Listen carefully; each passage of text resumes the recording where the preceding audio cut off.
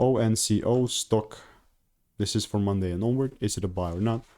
Watch this 1-minute video till the end, find out. So ONCO stock absolutely went up 24% on Friday, but that might not even mean crap from a broader picture. So let's just take a quick little look.